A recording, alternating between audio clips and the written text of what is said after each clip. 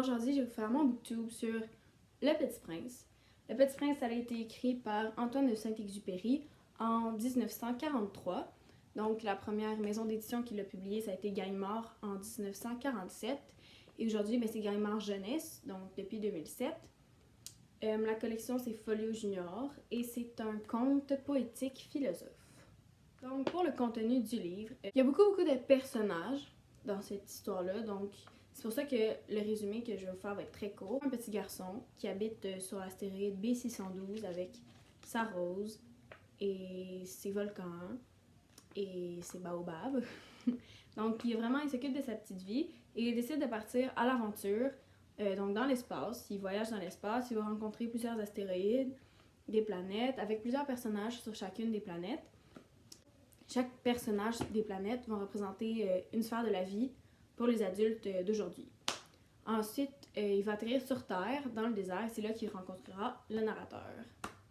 Beaucoup de personnages, comme je vous ai dit, les plus principaux sont le renard, la rose, le petit prince et le narrateur. Les problèmes du livre, c'est que quand on devient des grandes personnes, on n'a plus notre cœur d'enfant. Donc ça parle beaucoup de ça, ça parle vraiment beaucoup qu'on doit garder notre cœur d'enfant. Ça parle beaucoup de la passion et le personnage principal est en relation avec tout ce qui l'entoure. Donc ce roman-là, il est irréel, mais tout fait penser à des scènes de la vie. Comme par exemple, il y a un des chapitres, c'est une allégorie d'une vie d'adulte. Donc un des chapitres, il rencontre le businessman sur sa planète et on le sait que c'est pas réel. C'est irréel qu'il rencontre.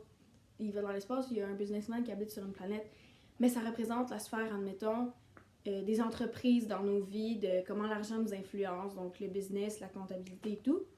Et ensuite, ma critique personnelle. Le langage utilisé avec le vocabulaire, c'est très simple, donc c'est facile de comprendre, mais les messages faits avec les mots simples sont très frappants.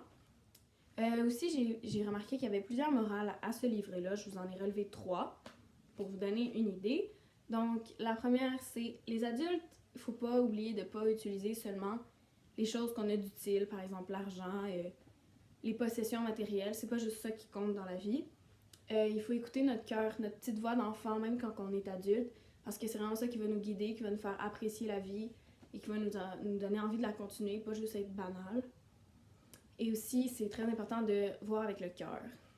Pour conclure, dans ma critique littéraire de BookTube, je vais vous lire quelque chose qu'Antoine de Saint-Exupéry a écrit dans Le Petit Prince, qui est très marquant, je trouve, et plusieurs personnes d'entre vous sûrement la connaissez. On ne voit bien qu'avec le cœur, l'essentiel est invisible pour les yeux.